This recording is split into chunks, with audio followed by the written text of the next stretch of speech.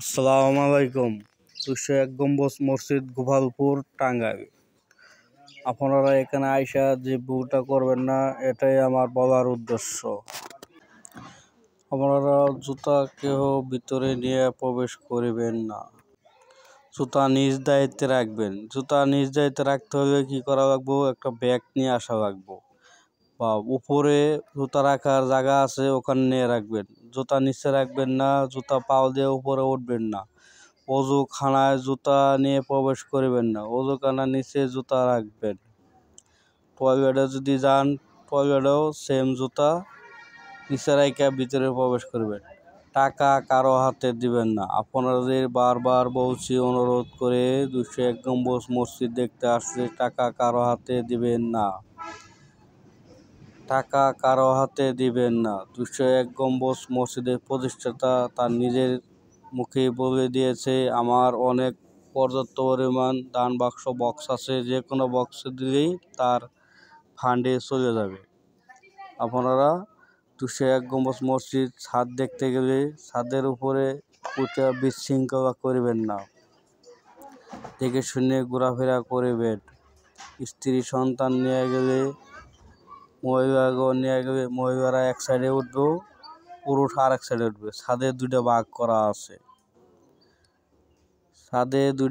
করা আছে। বারবার বলছি, কেউ পুরুষ এবং মহিলা দুজন একসাথে উঠিবেন না।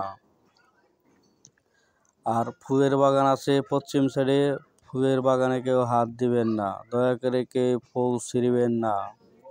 ফুল ছিঁড়লে অনেক দণ্ডনীয় অপরাধ, এটার কোনো ক্ষমাযোগ্য নয়। বাচ্চাদেরকে আপনারা সতর্ক রাখবেন, তারা যেন কোনো প্রকারে ফুল না ছিঁড়ে।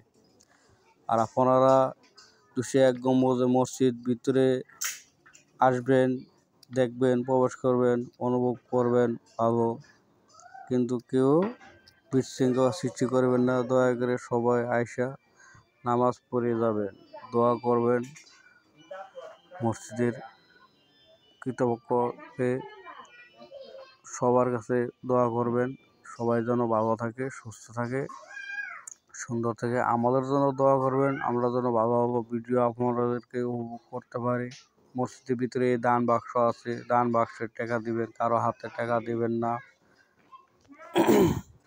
আর আপনারা আসার আগে আমার সাথে যোগাযোগ করে আসবেন। ভালো একটা সুন্দর মনোরম পরিবেশ আপনার জন্য ব্যবস্থা করে দেওয়া হবো।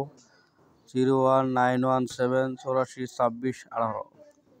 25 টাকার ছোটো ভাইয়ের সাথে আমার পরিচিত আছে।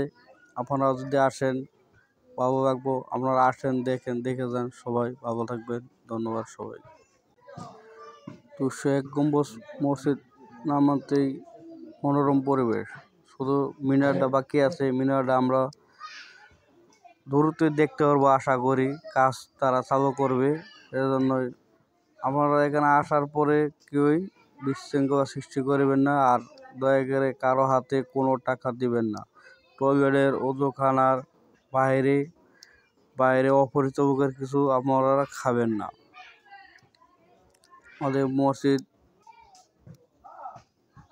অনেক টাকায় খরচ হয়েছে, আপনাদের সহযোগিতায় আমাদের কাম্য। আপনারা এখানে আসবেন, দান করবেন, সবার দানই আমাদের পশ্চিম্য।